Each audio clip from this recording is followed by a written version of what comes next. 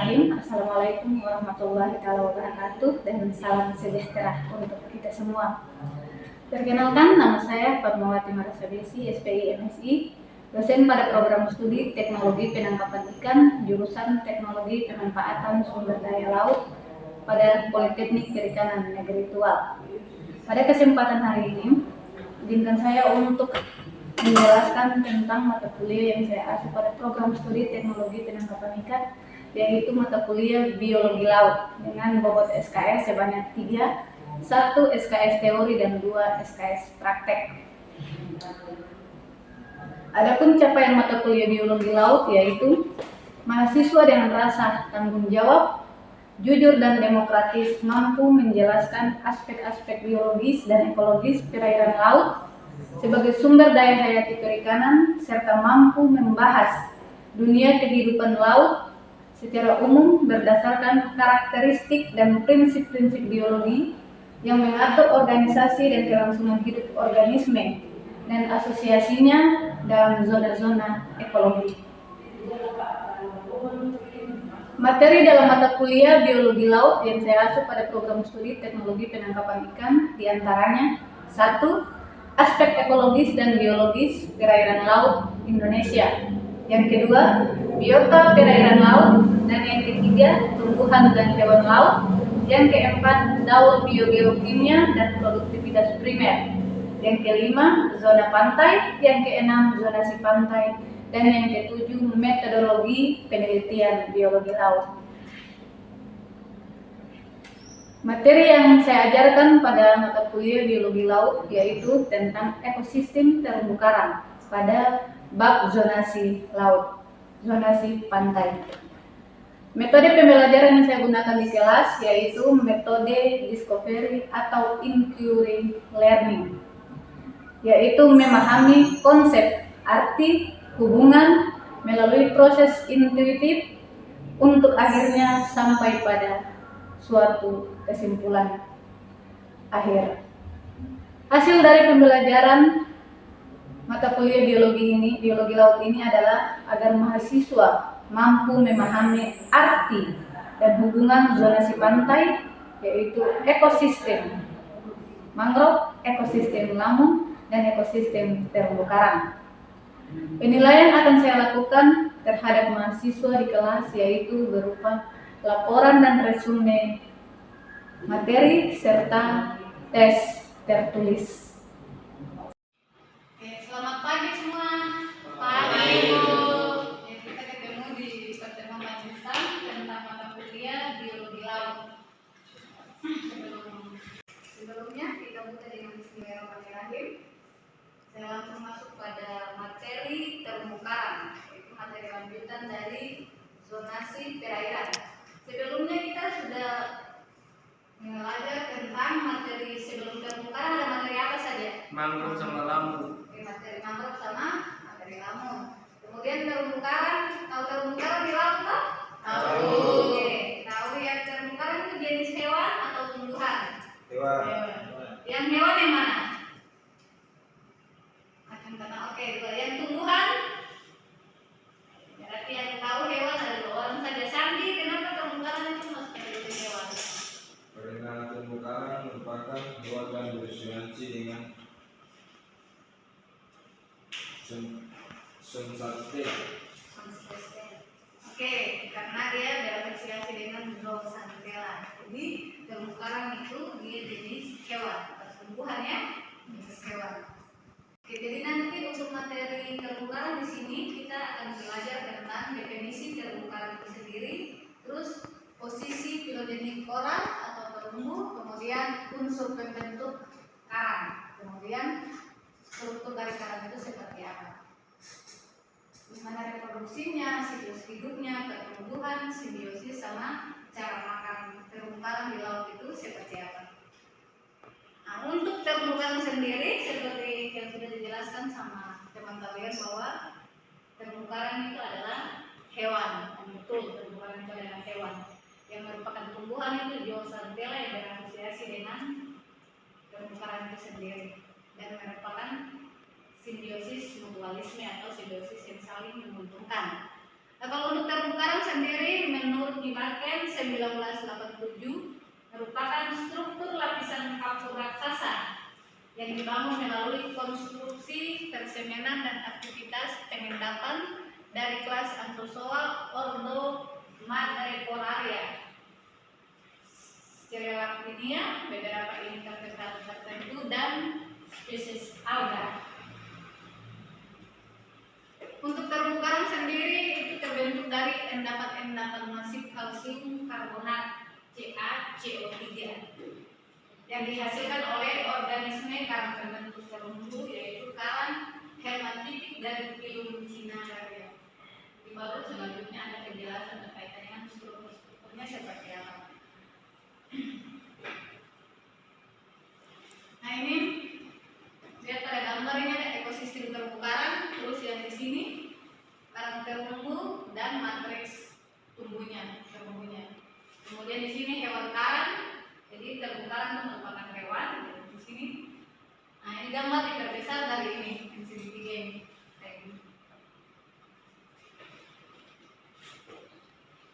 Untuk formasi langkahnya, ini terdiri dari kalsium. Terus ada proses sampai pembentukan karang itu seperti apa. Kemudian di bagian karang sendiri itu terdapat tentakel, mulut. Dia merupakan makhluk hidup. Jenisnya jenis hewan. Jadi dia mempunyai tentakel, mulut, epidermis, kerongkongan, gastrodermis, kerangka. Terus yang di bagian sini ada zoosantella yang berasosiasi dengan terumbu karang. Dia merupakan tumbuhan. Nah, kemudian di sini ada cawan koralik sama kerangka dalam cawan. Nah, kalau untuk posisi filogenik koral sendiri atau koral itu karang. Jadi posisi filogenik karang itu mulai dari filum Cnidaria, terus kelas Anthozoa, subkelasnya Octocoralia sama subkelas yaitu Hexacoralia.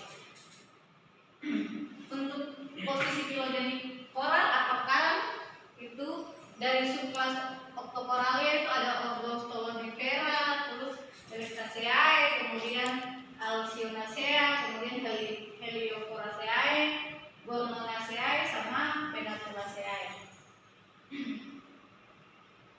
Kemudian untuk subkoral yang selanjutnya ada Hexacoralia atau Zoanthinaria. Nah, itu ada ordonya itu ada Zoanthidae, kemudian Actinaria, Madrepolaria, Corallicorparia, Eseriantharia sama Antiphataria. Kemudian di sini ada unsur-unsur pembentuk terumbu karang. Jadi unsur-unsur pembentuk terumbu karang itu kalau dari ordo Scleractania sama Madrepolaria atau Madrepolaria itu ada ordo ini Gorgonaceae atau Gorgonia. Nah, itu Gorgonia kalau di laut itu dia bentuknya seperti kipas laut. Karena kalau misalnya mati di laut atau pada saat air surut itu nanti ada terumbu karang yang berbentuk kipas. Itu dia dari ordo Gorgonaceae. Nah, kemudian kalau misalnya karang lunak itu berarti dia dari ordo Alcyonaceae. Kemudian ada jenis atau jenis hidrokoral, Milefora, Algocoralis, Halimeda. Kemudian ada zoosantella di situ yang berasosiasi dengan terumbu karang. Kemudian ada Mollusca, Bivalvia, kemudian keong, Echinodermata, bulu babi, Polychaeta, cacing sama Foraminifera. Nah, itu merupakan unsur pembentuk terumbu karang dan mereka semua itu berada di wilayah terumbu karang itu sendiri. Nah, kemudian seperti yang di awal, anatomi karang itu ada tentakelnya, ada mulut, lambung, cawan koralis, kerangka, kerangka dan cawan sama gastrodermis.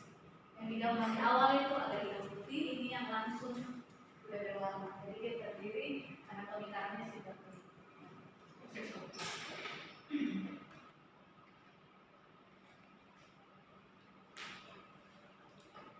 Oke, untuk reproduksi dari ekosistem terumbu karang sendiri itu ada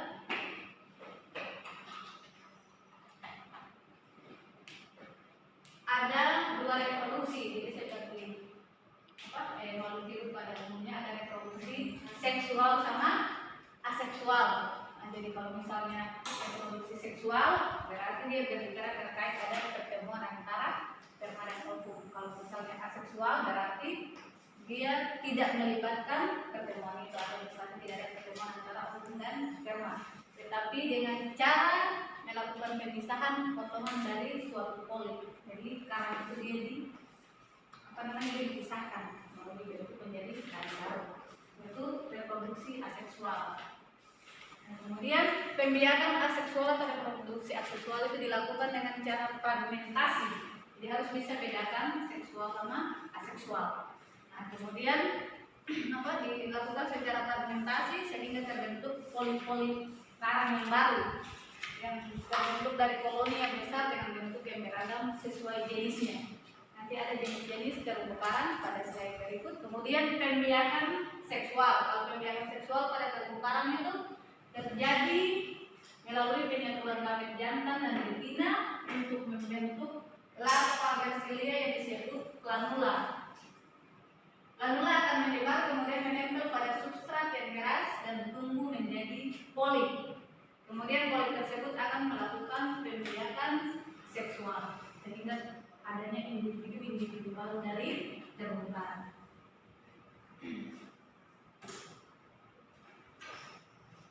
Ya, kalau untuk reproduksi aseksual itu misalnya pertunasan itu ada intratentakuler, satu polip membela menjadi dua polip dari polip yang lama. Jadi satu dibeda jadi dua polip. Kemudian ada ekstratentikular, polip baru tumbuh di antara beberapa polip. Jadi dia langsung tumbuh. Kemudian kalau misalnya ini jika polip dan jaringan baru tetap melekat pada koloni induk disebut pertambahan ukuran koloni. Itu yang seksual. Kemudian jika polip atau tunas lepas dari koloni induk dan membentuk koloni baru, ini baru disebut reproduksi seksual. Jadi reproduksi seksual itu langsung polip barunya tumbuh dari dua atau beberapa polip, sedangkan yang aseksual itu satu polip membela jadi dua polip, terus muncul satu polip dari polip yang lama. Ada kelebihan dan kekurangan dari dua model reproduksi pada terumbu karang. Seksual dan aseksual itu ada kelebihan sama kekurangannya. Jadi kalau misalnya aspeknya waktu pembentukan anakan karang, reproduksi aseksualnya itu dalam waktu singkat. Pada saat dilakukan dari bawah langsung muncul. Kalau reproduksi seksual itu masa tumbuhnya lambat atau panjang. Dia lama, kemudian kalau untuk kemampuan adaptasi terhadap perubahan lingkungan, kalau misalnya terumbu karang yang tumbuh dari reproduksi aseksual itu dia cepat, tapi dia kemampuan adaptasinya rendah. Sedangkan yang seksual itu waktu pembentukan anakannya lama atau panjang, tapi untuk kemampuan adaptasinya terhadap lingkungan itu dia tinggi. Kemudian untuk yang aseksual penyebarannya itu terbatas. Kalau seksual itu dia luas. Nah, kalau untuk reproduksi aseksual kemungkinan terekspos polutan itu dia kecil. Nah, kalau yang reproduksi seksual itu dia untuk terekspos polutan itu besar. Nah, ini ada gambar-gambar pada reproduksi aseksual. Ini kerusakan struktur terumbu. Ini dari reproduksi aseksual. Kemudian kerusakan sel, nekrosis, adaptosis. Jadi ini gambarannya. Kemudian fenomena pasesif, perubahan kualitas lingkungan. Jadi kalau biasa melihat di dalam perairan ada kerusakan lingkungan itu biasa karena pada proses reproduksi aseksual terjadi kerusakan juga seperti di alam. Nah, kalau ini reproduksi karang yang seksual. Nah, ketiadaan sinyal lingkungan. Kemudian perubahan kualitas lingkungan, fenomena pasesif, perubahan struktur terumbu. Jadi dia beda dari gambar yang aseksual sama gambar yang seksual.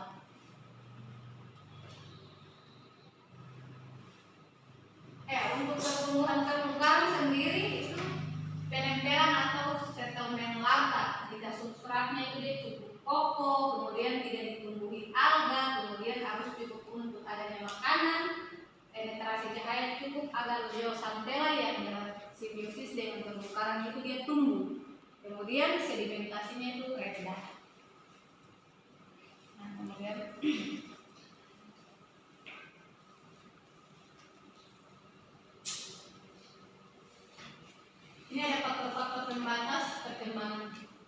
karang. Jadi ada faktor pembatas di perairan yang mengakibatkan terumbu karang itu dia agak sulit untuk tumbuh. Di antaranya itu suhu air itu lebih dari 18 derajat Celcius. Tapi perkembangan optimal diperlukan suhu rata-rata tahunan itu berkisar 23 sampai 25 derajat Celcius. Nah, untuk kedalaman perairan sendiri itu dia kurang dari 50 meter.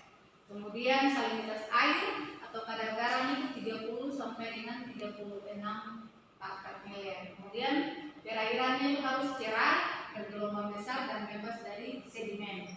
Itu yang faktor-faktor untuk terumbu karang itu dia bisa tumbuh.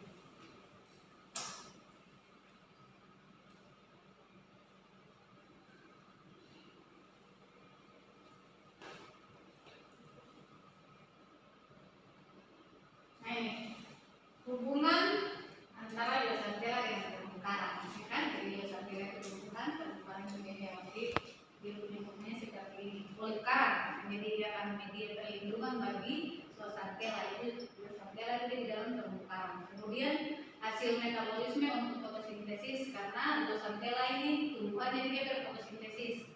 Nah, kemudian polip karang menyediakan produk ekskresi fosfor, sulfur, senyawa nitrogen bagi pertumbuhan zoosantela itu sendiri. Nah, sedangkan zoosantela terhadap terumbu karang itu menyediakan hasil fotosintesis bagi polip. 94% itu merupakan kebutuhan nutrien organik untuk terumbu karang itu sendiri. Kemudian menghasilkan mucus atau produk samping karbohidrat sebagai hasil fotosintesis dan selanjutnya disekresikan ke dalam tentakel untuk menangkap zooplankton, kemudian melindungi koloni karang dari iradiasi, kemudian membersihkan sedimen pada ekosistem terumbu karang. Kemudian zoosantela mempercepat pembentukan kalsium pada kerangka polip. Jadi nanti ada di sini. Nah, kalau untuk zoosantela sendiri dia menyuplai nutrien dan hara bagi polip karang yang umumnya tersebar di perairan oligotropik. Nah, kalau misalnya itu kelebihan, kalau kerugiannya itu jika polip karang terpapar radiasi ultraviolet yang sangat tinggi. Nah, ini photoinhibition zoosantela itu akan menghasilkan oksigen radikal yang berbahaya. Nah, ini kayak misalnya coral bleaching. Nah, coral bleaching ini fenomena kehilangan pigmen polip karang akibat keluarnya zoosantela meninggalkan lapisan endodermis.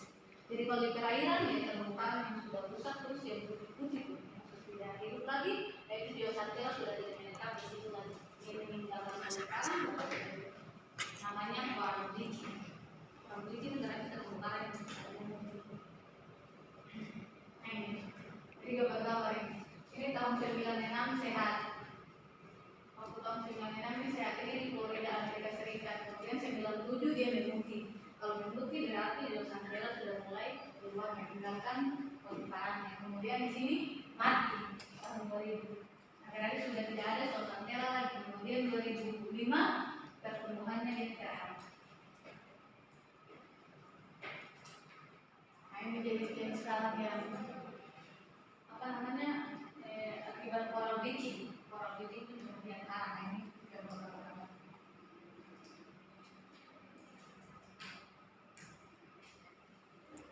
Jadi di sini ada karang yang memang resiliensi karang, karang sehat, karang yang memutih, karang mati, karang memang mengalami pemulihan.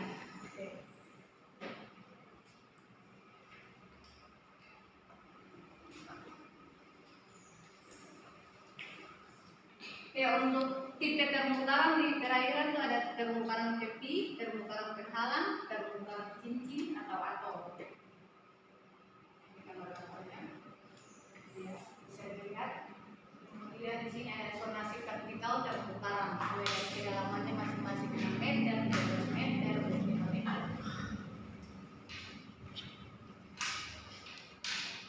Ini jenis-jenis karang, pernah lihat Pak? Ya. Perairan kan, ini namanya karang kotak. Karang kotak, karena dia bentuknya seperti kotak, ya kan? Nah, kemudian ini kipas laut. Nah, kalau air surut kan bisa kelihatan Pak, namanya karang yang jenisnya seperti kipas laut, namanya kipas laut. Kipas laut ini Melifora sama Melifora, ini jenis-jenisnya. Ini Halimeda, kemudian ini Mollusca, Kim atau Terus ini karang bercabang ini yang paling banyak. Jadi kalau misalnya kita tarik kena minyak langsung patah. Ini karang pilar, ada pokok. Ini karang media. Kemudian di sini ada karang elefon. Jadi di sini bisa bercabang terkait tajam. Kemudian ini karang foliase. Jadi mempunyai struktur pertumbuhan yang meningkat serta pelebaran bunga. Jadi di permukaan di daerah itu jenis-jenisnya banyak. Ini jenis ini juga kelihatan. Kemudian yang ini karang pasir dicirikan yang bentuk seperti bola kecil yang tidak susun. Kelihatan. Nah ini karang jamur. Karang jamur kemudian Karang terumbu karang sendiri itu merupakan pelindung pantai dari pasar ombak dan arus kuat yang berasal dari laut, sama dengan ekosistem lamun sama ekosistem mangrove yang sudah dipelajari sebelumnya. Nah, kemudian pemanfaatan itu sebagai tempat penangkapan berbagai jenis biota laut. Jadi dia merupakan habitat untuk ekosistem untuk biota yang ada di dalam perairan tersebut. Kalau misalnya permukaan kenapa merusak, ini ada beberapa ancamannya. Jadi terjadi pengegoman, reklamasi, pencemaran, pembangunan yang buruk, penangkapan berlebih sama eksploitasi karang. Paham ya? Paham. Oke. Untuk selanjutnya kita ketemu di minggu depan. Kalau bisa ada resume dari perkuliahan tentang terumbu karang pada hari ini. Nanti dikumpulkan minggu depan. Kemudian bagaimana kalian mengambil atau menyimpulkan atau menghubungkan ekosistem terumbu karang itu sama ekosistem lamun sama ekosistem mangrove. Bisa ya? Oke, terima kasih. Untuk absennya sudah ya? Oke, untuk selanjutnya nanti kita ketemu di minggu depan kalau tugas resume pembelajaran pada hari ini. Terima kasih untuk kehadirannya. Sampai ketemu di minggu depan. Semoga pelajaran hari ini bermanfaat dan pengetahuan kalian bisa bertambah. Amin. Amin. Terima kasih untuk kehadirannya. Selamat siang.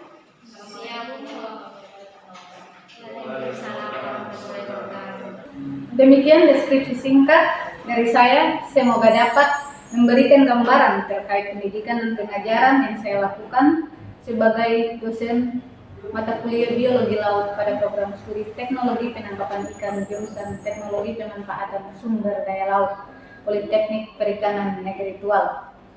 Mari memajukan pendidikan Indonesia. Sekian dan terima kasih. Assalamualaikum warahmatullahi wabarakatuh dan salam.